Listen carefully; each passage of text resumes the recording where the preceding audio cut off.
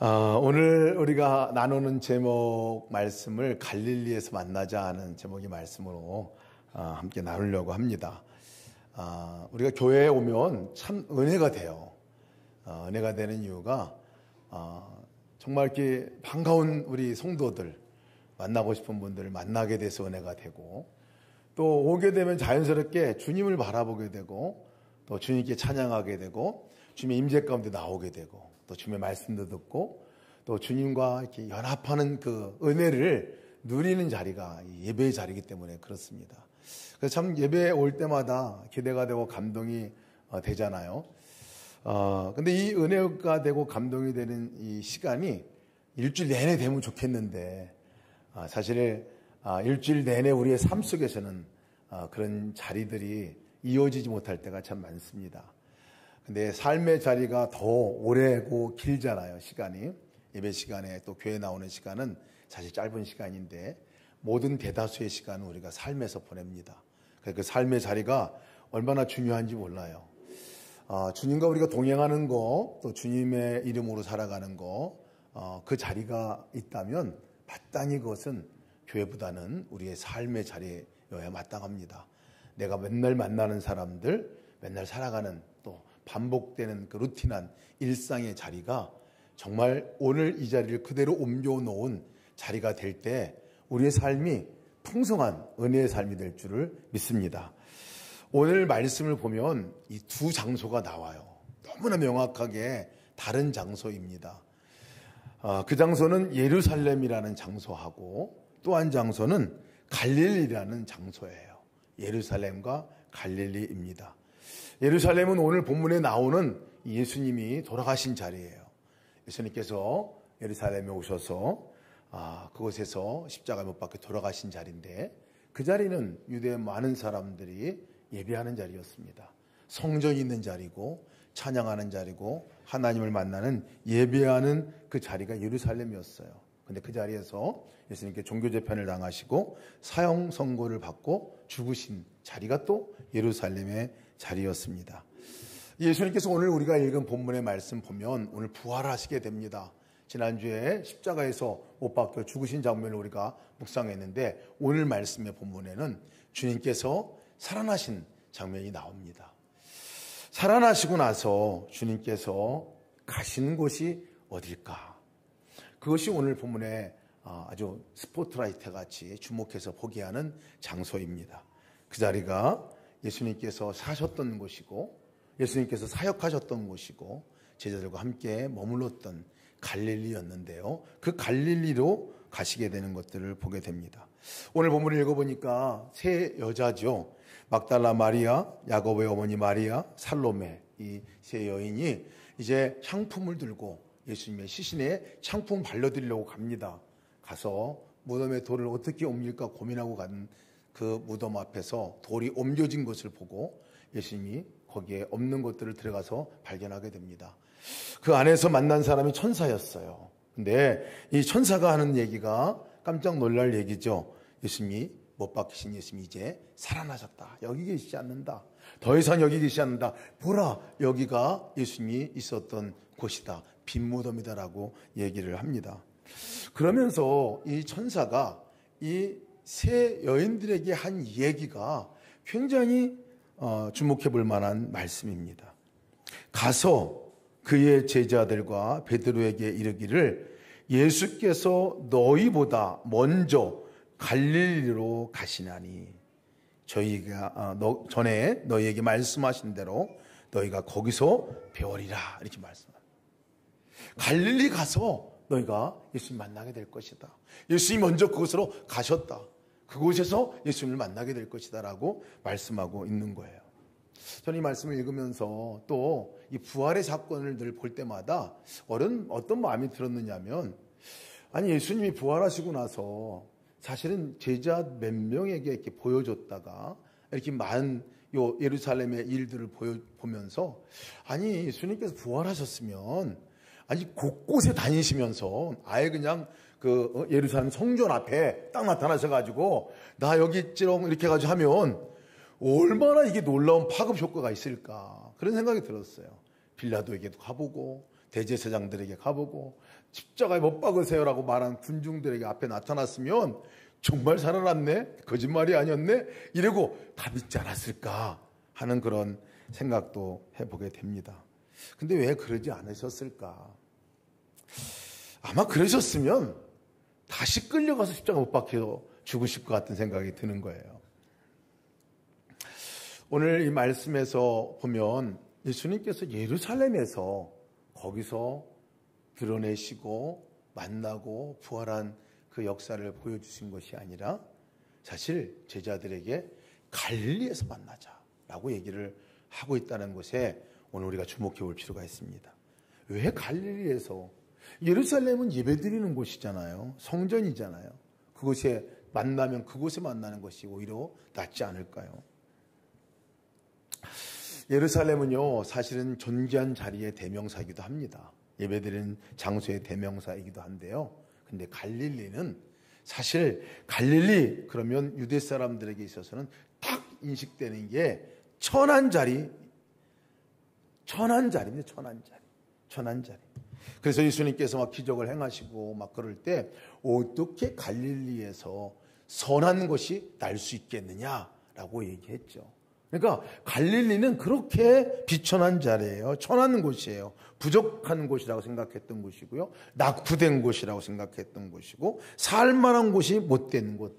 어찌 보면 인상에 궁상들이 모여 사는 곳 이렇게 인식된 정도의 땅이 갈릴리였거든요. 그런 곳이 갈릴리였어요. 그래서 이스라엘 지역에서 살기 싫은 곳, 가기 싫은 곳 뭐 이것을 꼽는다면 갈릴리, 외면당하는 곳 갈릴리였죠. 예수님께서도 애굽에서 피신 갔다가 다시 이제 오셨을 때에 정착하게 된 곳이 어디냐면 이 갈릴리 지역이에요. 소외된 곳이지요. 그리고 소외된 곳 중에서도 너무 시골 지역인 나세렛이라는 곳에 예수님이 그곳에서 사셨어요. 사시면서 예수님께서 만나던 사람들이 다 보면 보통 평민들이고요. 예루살렘에서 만나는 사람들이 아니에요. 일상의 우리의 삶에서 만나는 그런 사람들인데 그게다가 더 어렵고 힘든 장기들이나 세리들이나 문둥병자들이나 귀신 들린 사람들이나 각종 어려움 가운데 있는 이 사람들을 만나고 그 사람들과 함께 살아갔던 것이 예수님의 삶입니다. 제자들을 부를 때도 그랬어요. 제자들을 부를 때 보면 갈릴리 지역에서 주님께서 제자들을 부르시잖아요. 부를 때 보면 어부였고 사람들에게 멸시당한 세리들이었고 다 그런 제자들이었어요. 예루살렘 가서 부르면 아마 대제사장들, 서기관들, 장로들 이렇게 부를 텐데 굳이 갈릴리에서 예수님께서 제자들까지 그렇게 부르셨고 그곳에서 함께 그들과 사셨다는 것을 보니까요. 갈릴리 지역은 그냥 일상의 삶이었습니다. 유월절을 지키기 위해서 사실은 예루살렘에 머무른 기간이 얼마 되지는 않죠. 그곳에 오셔서 예수님이 십자가에 못 박혀 돌아가시는 그 과정을 밟는 시간도 사실은 일주일도 채 되지 않는 그러한 시간이었습니다. 나머지는 다 사실 삶의 토전이 갈릴리였습니다. 제자들도 예수님 따라왔지만 사실 제자들이 살아야 될 곳은 돌아가야 될 곳은 자기 본향의 갈릴리이겠지요. 예수님께서 왜 갈릴리에서 만나자고 그랬나 하는 것들을 알게 될 것 같아요. 요한복음에 보면요. 이 갈릴리에서 찾아간 이 내용을 상세하게 기록하고 있습니다. 제자들을 갈릴리 가서 만나는데요. 제자들은 갈릴리로 갔습니다. 예수님이 갈릴리에서 만나자고 그래서 간 제자들도 있지만 사실 대다수 제자들은 마음에 너무 실망해가지고 예수님 죽으신 것 때문에 그리고 너무 절망해서 사실 도망가듯이 그냥 고향 땅으로 내려간 겁니다. 완전히 따라가던 스승을 잃어버린 사람으로서 내려간 거죠. 가서도 무슨 마땅한 직업, 자기들이 이전에 했던 그 직업의 현장으로 돌아갑니다. 어부로서 고기를 잡고 있죠. 근데 고기 잡는 것도 만만치가 않았어요. 다 한 마리도 잡지 못했어요. 밤새 고기를 잡지 못하고 있는 그들을 찾아간 분이 예수님이셨습니다.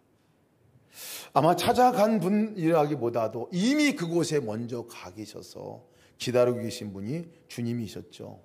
그들이 나올 때 모습은 완전히 사실은 자기 전문 분야에서도 실패한 상황인데요. 그때 그들을 주님이 거기서 만나주셨습니다. 갈릴리죠, 갈릴리. 요한아들 시몬아, 내가 나를 사랑하느냐라고 묻는 이 질문들, 이것은 예수님께서 그들 나온 그 베드로에게 아침 조반을 만들어 주시고 실패하고 두렵고 도망가 있는 완전히 그런 상태에 있는 그들에게 주님께서 밥 먹자 하고 초청한 자리가 이 갈릴리 해변가 호숫가의 자리입니다. 거기서 요한의 아들 시몬아, 네가 나를 사랑하느냐 물었던 질문이 바로 그 자리에서 일어났고요. 여전히 주님을 배반한 자이고, 여전히 주님을 떠난 사람이고, 여전히 무엇 하나 알 수 있는 능력이 없는 그 상태에 있는 베드로였지만, 그 베드로에게 주님께서 내 양을 먹이라, 내 양을 치라, 그 위대한 위임의 명령도 주신 자리가 바로 갈릴리였습니다. 참 놀라운 자리가 아닐 수 없습니다. 실패한 자리입니다. 부족한 자리입니다. 연약한 자리입니다. 삶 속에서 고군분투하고 있는 그 자리에 예수님이 사실 찾아가셨죠. 이 제자들의 가장 어찌 보면 가장 비참한 자리일 수도 있습니다. 근데 그 자리에 주님이 찾아가셔서 거기서 만나주시고, 그 만남으로 인해서 이 제자들의 삶이 변화된 것들을 보게 됩니다. 여러분, 부활하신 예수님을 진짜 만나야 하는 자리가 어디일까요? 우리가 주님과 동행하는 동행의 삶의 자리는 어디일까요? 우리가 살아가고 있는 이 삶의, 그저 평범해 보이는 삶의 그 자리입니다. 너무나 연약해 보이고 부족해 보이고 보잘것없이 느껴질지 모르는 그 삶의 그 자리, 여전히 말실수하고 여전히 내 안에 절망도 있고 여전히 부족해 있으면서 그냥 하루하루 살아가는 그 삶의 그 중심, 그 자리가 바로 주님이 찾아가시는 자리인 것을 믿으시기 바랍니다. 오늘 말씀을 보면 그들이 있는 자리에 주님이 찾아오셨다고 말하지 않았어요. 갈릴리에서 내가 먼저 가서 기다리겠다라고 말씀하고 있어요. 갈릴리에서 먼저 기다리고 있겠다. 우리의 삶의 자리는요, 이미 그 자리에서 주님이 우리를 기다리고 계시고 이미 그 자리에 임재해 계신 것을 우리가 영의 눈으로 또 믿음의 눈으로 바라보아야 합니다. 가장 좋은 모습만 보이고 가장 거룩한 모습만 보일 수 있는 그 예루살렘의 성전의 자리, 교회의 자리, 거룩한 자리가 아니더라고요.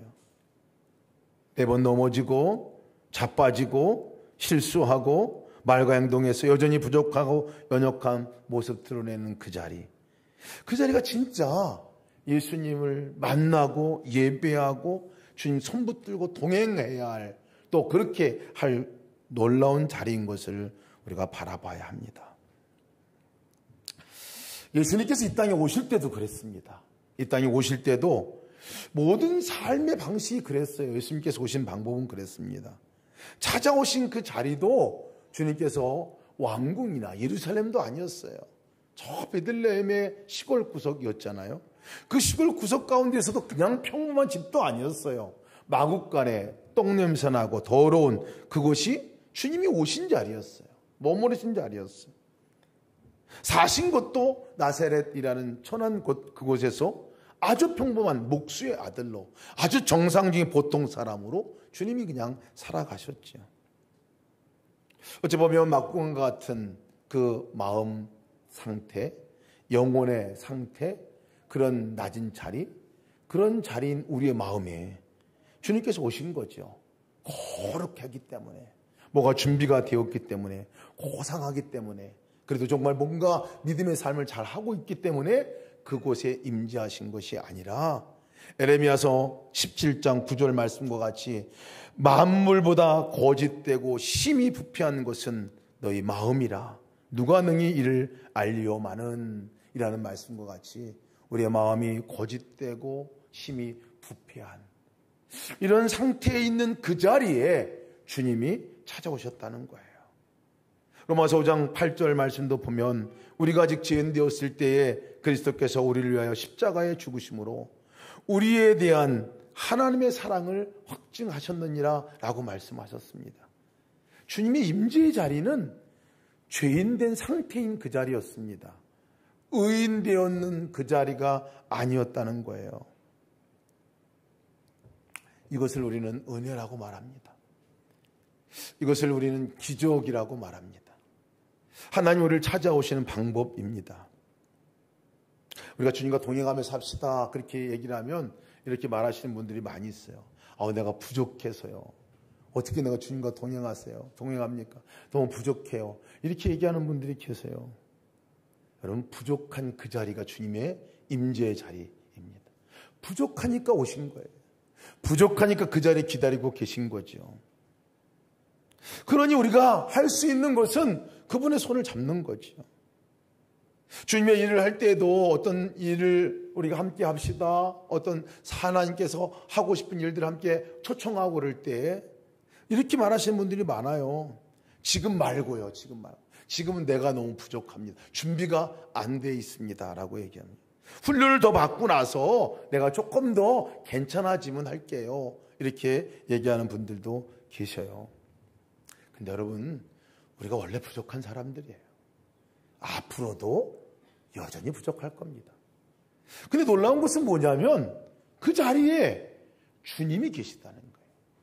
그 부족함을 주님도 아시고 그래서 유독 그 자리에, 그 갈릴리 자리에 거기서 만나자고 말씀하고 있는 것입니다.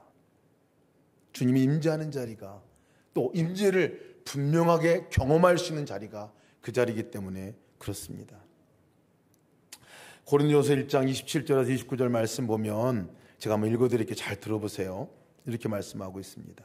그러나 하나님께서 세상에 미련한 것들을 택하사 지혜 있는 자들을 부끄럽게 하시고 세상에 약한 것들을 택하사 강한 것들을 부끄럽게 하려 하시며 하나님께서 세상에 천한 것들과 멸시받는 것들과 없는 것들을 택하사 있는 것들을 폐하려 하시나니 이는 아무 육체도 하나님 앞에서 자랑하지 못하게 하려 하심이라.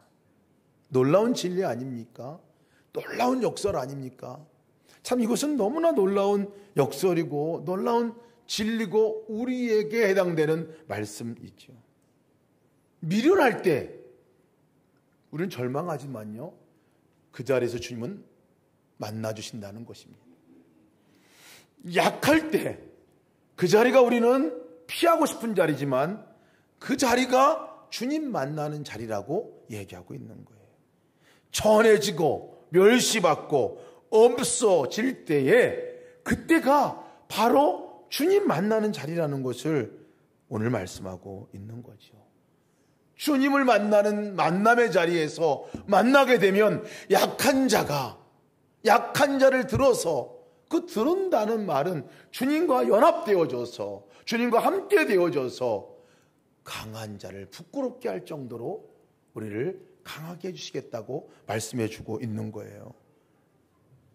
미련한 그 자리가, 여전히 내가 부족한 그 자리가 주님과 함께 하는 자리가 될 때에, 그 자리에 만날 때에 지혜 있는 자들이 부끄러워할 정도로 나에게 주님의 지혜로 이끌어 주시겠다는 말씀 아닙니까? 천한 자리, 멸시받고 없는 그곳에 주님의 임재, 주님과 만남의 자리이니 그곳에 만남이 일어날 때에 있는 것들을 폐하는 역사가 우리를 통해서 일어나게 해주시겠다고 하는 거죠. 이것이 우리에게 일어나는 일입니다. 주님과 함께 할 때 일어나는 일이죠. 갈릴리를 택하여 예루살렘을 부끄럽게 한다 하는 말과 동일한 말씀이 아닐까 생각이 듭니다. 우리 중에 오해 중에 하나가 있어요. 저도 오랫동안 오해하고 또 그 오해가 너무 뿌리가 깊어서 사실은 불쑥불쑥 우리를 끌고 가는 하나의 오해가 있습니다. 그것은 뭐냐면 내가 잘하면 하나님이 축복해 주시고 잘못하면 하나님 나를 저주하실 것이라는 생각입니다. 일부는 맞을 수 있을지도 모르겠어요. 근데 여러분, 하나님이 그런 분이신가요? 내가 잘했기 때문에 주님이 찾아오신 것도 아니었어요. 내가 잘한 거기 때문에 주님이 거기에 보응해서 내가 너를 축복해 주겠다고 말씀한 것도 아니었어요. 너 잘못했기 때문에 내가 너를 벌하겠다, 내가 너를 저주하겠다. 만약에 이런 수준이었으면요, 우리 여기에는 한 사람도 남아 있을 수 없지요. 예배드리는 자리에 올 수가 없습니다. 인과응보의 어떤 사상들, 이런 것들이 우리 안에 너무나 깊이 자리 잡고 있어요. 근데 여러분, 하나님의 이 원칙은 먼저 찾아오신 거거든요. 먼저 오셔서 죽으셨어요. 그리고 함께 살자고 말씀하신 거거든요. 이게 하나님의 은혜입니다. 하나님은 너와 내가, 네가 어떤 상평과 상황에 있더라도 내가 그 자리에 너와 함께 할 것이니, 그리고 내가 너와 함께 살 것이니 너 나 바라보고 나와 함께 살자. 이것이 하나님이 하시는 말씀 아닙니까? 여러분, 우리가 잘할 때뿐만 아니라 오히려 잘할 때가 위험한 순간이 많아요. 오히려 잘할 때가 또 내가 더 성공하거나 더 신앙적으로 더 뭐 많이 배웠다고, 많이 공부했다고, 기도 시간도 많이 갖고 많은 어떤 것들을 했다고 할 때가 더 위험할 때가 많아요. 위험할 때가 많아요. 왜냐하면 그때는 싹 고개를 들고 올라오는 게 뭐냐면, 나라는 이 자아가 싹 올라와서요, 그 순간에 예루살렘으로 바꿔버린다는 것이에요. 예루살렘이 돼버려요. 종교적인 것들로 나를 싹 가둬버려요. 그런데 여러분, 정말 부족한 그 자리, 갈릴리의 그 자리가 정말 주님을 바라볼 수밖에 없는 자리 아닙니까? 그때 진하고 깊게 주님을 만날 수 있는 자리가 그 자리인 거죠. 갈릴리 일대에 우리가 주님을 기억해야 합니다. 제가 주님을 만나고 또 주님을 경험한 때가 어느 때인가 이렇게 쭉 돌아봤어요. 지난 또 한 주간의 말씀, 민수기 말씀을 통해서 일생을 이렇게 돌아보면서 언제 하나님께서 이렇게 일하셨나 쭉 보니까 놀라운 기록들이 많았어요. 그 중에 제가 가장 어려울 때가 어느 때였고 그때는 어떤 일이 일어났나 이렇게 보니까요, 가장 어려울 때에 하나님을 가장 깊이 만났더라고요. 가장 깊이 만났어요. 하나님의 은혜를 가장 깊게 누릴 때가 그때였습니다. 제가 고등학교 때 성대 결절이 왔어요. 성대 결절이 왔어요. 지금은 여러분, 제가 목소리 이렇게 소리를 내도 알아들을 수 있죠, 그죠? 들을 수 있잖아요. 그래도 뭐 뛰쳐나가는 분들은 없잖아요, 그죠?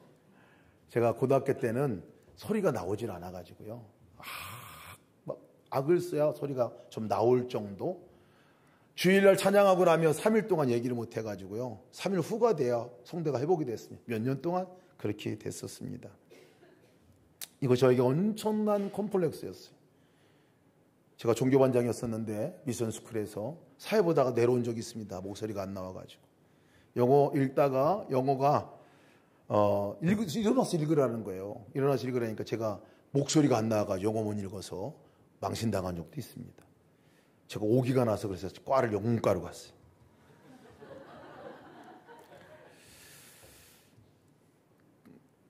제가 이렇게 외모를 보면 지금은 멀쩡한 이빨을 갖고 있지만 제가 맹구같이 이빨 앞니가 부러졌었어요.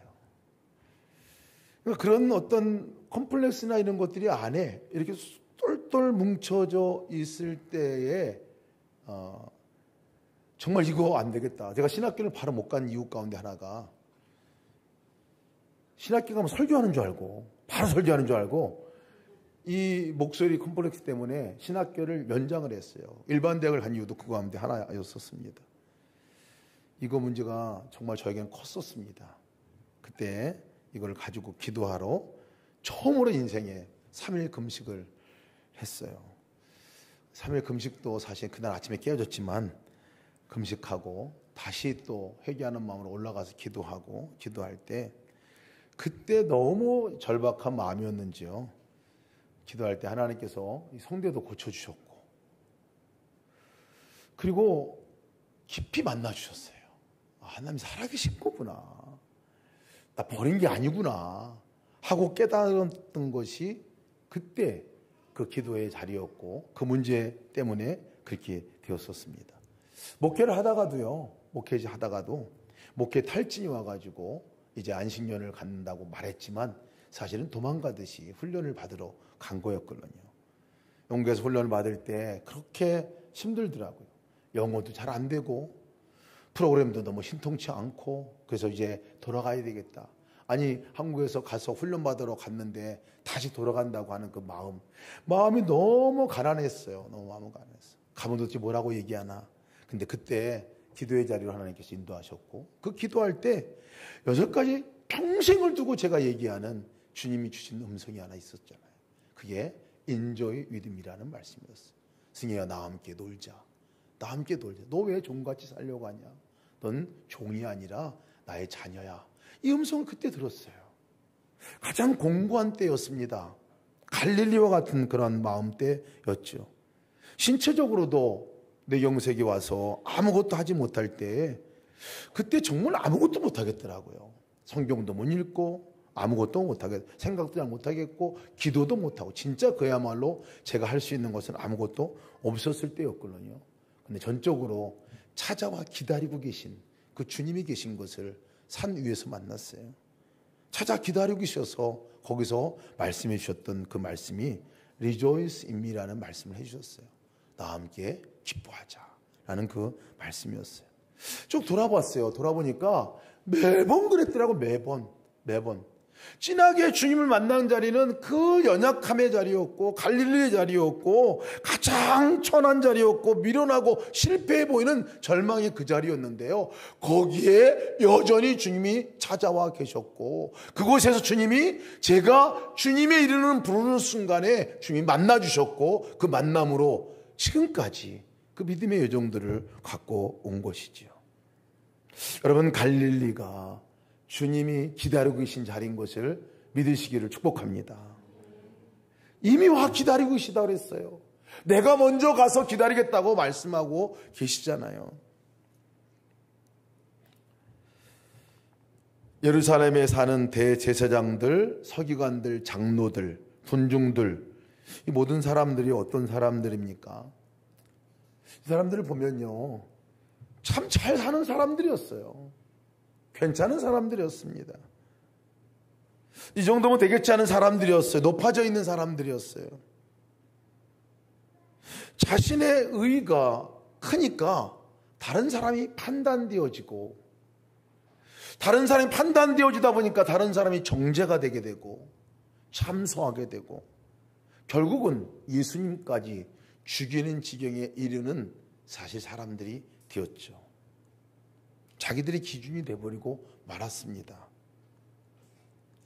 저희가 믿음의 삶을 살면서 얼마든지 예루살렘과 같은 그 삶의 자리로 나갈 수도 있겠구나 하는 생각을 갖게 됩니다. 그 자리는 예수님이 계셔도 만나지 못하는 자리였습니다. 예수님이 계셔도 오히려 예수님을 못 박은 자리가 그 자리가 되었습니다. 아마 부활하신 예수님이 그들 앞에 나타났을 때 나 여기 있지롱 하고 나타났으면 그러냐? 다시 가자 하고 못을 박을 것이라는 거죠. 그게 그들만의 문제겠습니까? 우리의 삶 속에서도 마찬가지죠. 나로 충만하고 이만하면 됐지, 나 정도면 됐지, 이 정도는 해야지 하는 그 마음이 우리 안에 들어서는 순간에 우리는 예루살렘과 같은 존재가 되는 거죠. 주님을 모실 자리가 없습니다. 주님이 들어갈 자리도 없어요. 말씀에도 들리지도 않습니다. 앞에 나타나셔서 다녀도 보이지도 않습니다. 예루살렘 같은 마음이 그렇다는 것이죠. 그 자리를 벗어나야 하는 거죠. 또 하나 우리가 인정해야 될 것이 있습니다. 우리의 삶 가운데 내 자리가 갈릴리의 자리라는 것을 우리가 인정할 필요도 있습니다. 믿음의 삶을 살다 보면요, 어떤 때는 내가 경건해 보이는 사람같이 살지만 어떤 때는 그냥 한순간에 주님 딱 바라보는 거 놓치면요 그냥 나락으로 떨어지잖아요. 언제 믿었냐는 듯이, 언제 내가 가서 기도했냐는 듯이, 언제 내가 가서 은혜 받았냐는 듯이 그냥 별 평범한 삶과 다를 바 없이 갈 때가 얼마나 많습니까? 말씀을 읽고 주 앞에 나가는 삶을 살다가도 한순간에 말씀은 어디 가버리고 기도는 어디 가버리고 그냥 똑같은 삶을 살아가는 그 삶으로 가면서 또 그것 때문에 낙심하고 그것 때문에 내가 죄책감 갖고 이것을 얼마나 많이 반복하는지 모릅니다. 동행일기를 쓰다가도 그 은혜를 받고 누리다가도 한번 껌뻑하면 일주일이에요. 동행일기는 일주일 껌뻑하면 한 달이에요. 한 달 껌뻑하면 1년 안 쓰는 거예요. 이런 살을 지나가고 있는 이 삶을 살아가는 게 우리 혼론이에요. 그냥 받아들여야 합니다. 그것이 우리의 삶이에요. 갈릴리의 삶입니다. 근데 우리가 그때 그 갈릴리 안에 무슨 일이 일어나고 있는지를 우리는 알아야 되는 거죠. 주님이 말씀하시잖아요. 갈릴리에서 내가 너를 기다리겠다라고 말씀하는 거예요. 여전히 그 자리에서 기다리고 있다는 거 말씀하고 있는 거예요. 여전히 그 자리에서 내가 너를 기다리고 있다라고 말씀하고 있는 것이죠. 내가 갈릴리가 되면 갈릴리임을 인정해야 합니다. 부족함을 인정해야 돼요. 연약함을 인정해야 돼요. 주님 내가 이렇습니다. 주님 내가 이렇습니다. 주님, 그러니 주님이 필요합니다. 그러니 주님 만남이 필요합니다. 그러니 주님 나를 끌어주세요. 나를 붙들어 주세요.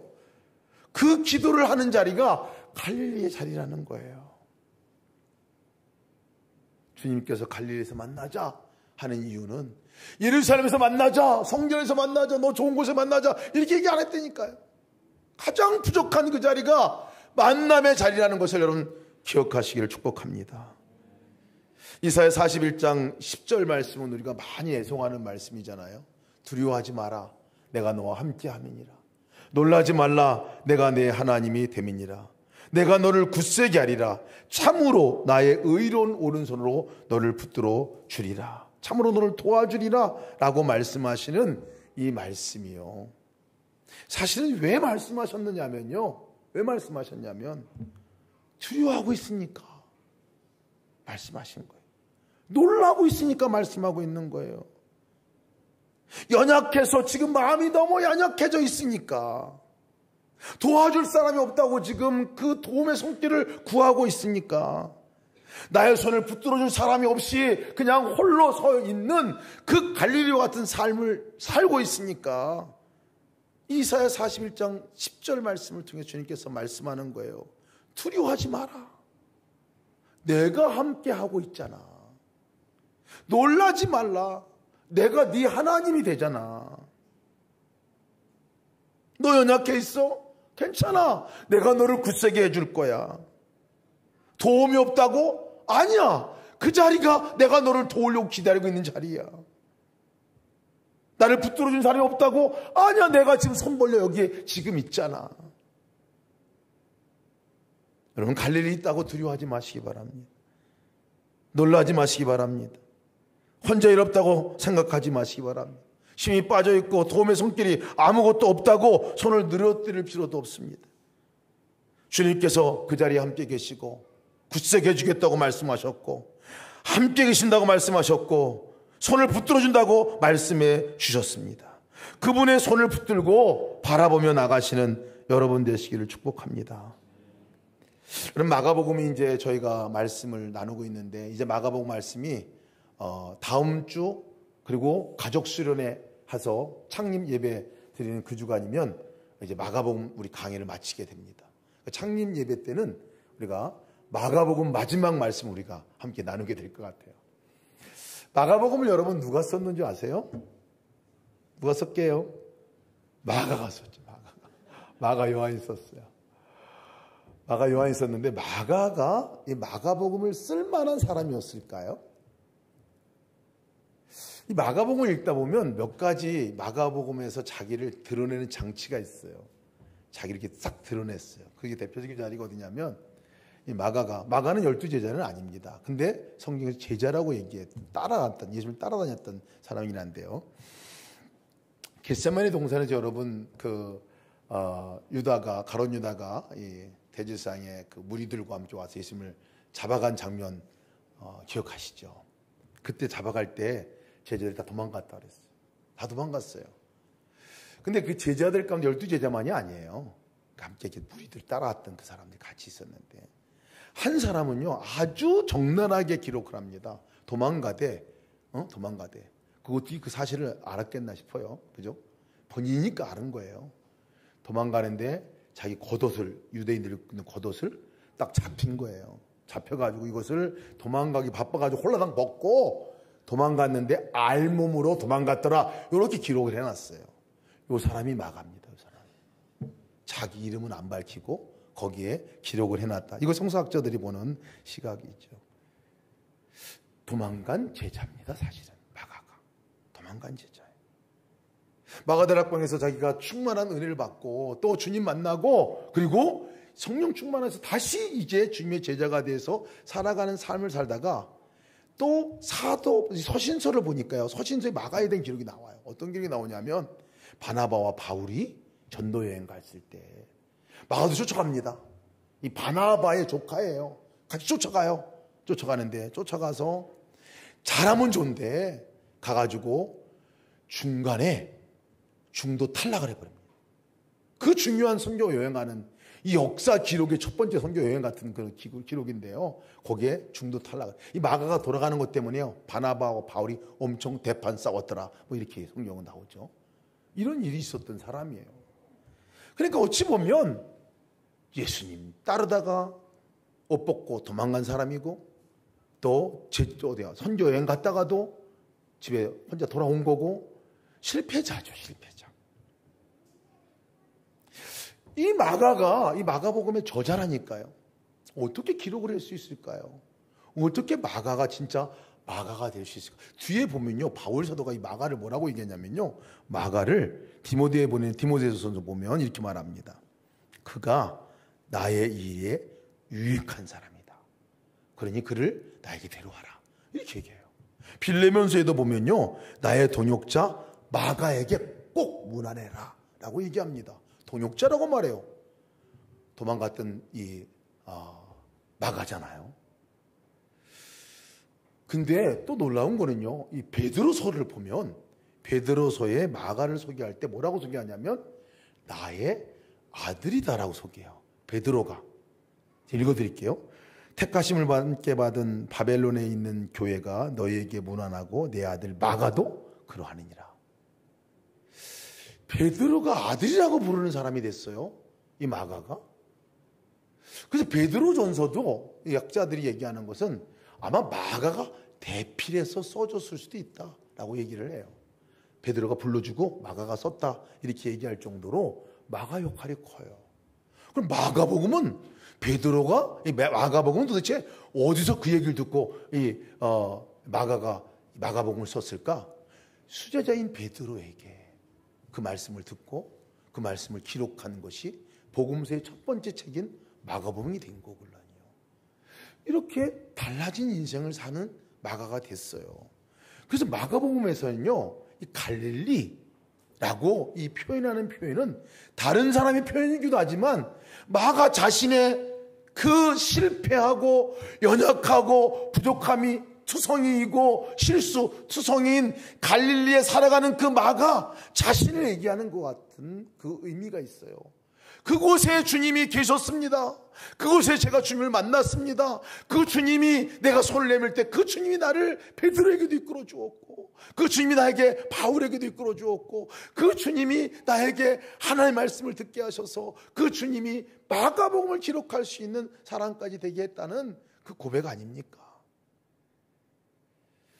놀라운 일이에요. 갈릴리에 경험이 있는 사람들이요, 하나님의 놀라운 역사를 더 많이 경험을 하게 됐죠. 근데 이 마가가 기록하고 있는 이 사람들, 지금 마가복음을 제가 마가복음 마지막 날이니까 이 말씀을, 마가 거의 끝이니까 말씀을 드리는 건데요. 누구에게 쓴 건 줄 아세요? 왜 마가복음을 그렇게 써야 되는 줄 아세요? 처음에는 이 복음서가 없었어요. 그런데 이 복음서를 써야 될 이유가 60년경에, 그때 AD 60년경에 네로 황제가 66년에 대화재 있는 것부터 시작해가지고 기독교인들이 그랬다고 박해를 엄청 하잖아요. 막 사람들이 잡혀가고 핍박받고 고난받고 이런 시절이에요. 그러니 그들에게 주의 말씀을 이제 전해야 되겠다, 말로만이 아니라 글로 적어야 되겠다 해가지고 쓴 책이 마가복음이라는 거예요. 마가복음 보면요, 그 당시에 성도들이 얼마나 고난을 받았는지에 대해서 기록하고 있는 거예요. 예수님께서 하나님 말씀만 있거든 이 잔을 내게서 옮겨 주시옵소서라는 고백이 사실은 1세기 그 초대교회 이 마가복음을 읽는 사람들의 상황이었어요. 이거 옮겨 주세요. 너무 괴로워요. 힘들어요. 이렇게 하고 있는 상황이었다고요. 예수님께서 십자가에서 엘리 엘리 나마 사막다니 나의 하나님 어찌하여 나를 버리셨나이까 고백하는 이 고백은 1세기 기독교인들의 고백이었어요. 하나님 우리를 버리시는 겁니까? 우리 왜 이렇게 내비두시는 겁니까? 이대로 끝내는 겁니까? 라고 고백한 고백의 현장에 있던 사람들이 마치 갈릴리의 상황에 있는 사람 같은 이 초대 교인들이었단 말이에요. 그 교인들이 이 말씀을 읽고 그래 갈릴리에서 예수님이 기다리고 계시지. 그곳에 예수님이 계신 거지. 이 고백은 예수님의 고백이었지. 예수님도 그렇게 고백하신 거지. 그 주님이 지금 나를 만나자고 하는 거지. 이것으로 그들이 그곳에서 이겨나고 힘을 얻게 되었다는 거예요. 어려움의 자리, 핍박의 자리, 고난의 자리, 그 자리가 예수님이 함께 계신 자리고 그 자리가 주님 만나는 자리이길래 그들이 거기서 믿음에 담대하게 주님을 만나고 승리하는 삶을 살게 되었죠. 여러분, 우리가 실패한 자리 같고요, 고난의 자리 같고, 어려운 자리 같고, 연약해진 자리 같고, 걱정이 되는 자리, 두려움이 되는 자리, 문제가 터져서 해결할 수 없는 그렇게 괴로운 천박해진 것 같고 아무것도 없는 자리 같지만 여러분 그 자리가 주님 만나는 자리인 것을 믿으시기를 축복합니다. 우리의 교회뿐만 아니라 우리의 살아가는 일상의 삶, 그냥 평범해 보이는 그저 실수 같고 그냥 그 어려운 삶을 하루하루 살아가는 그 자리가 바로 주님의 이름을 부르고 주님을 만나는 자리가 되시기를 축복합니다. 주님의 이름을 부르시길 축복합니다. 주님이 계신 것을 알고 부르시며 만나는 삶을, 그래서 연합하는 삶을 사시기를 주의 이름으로 축복합니다.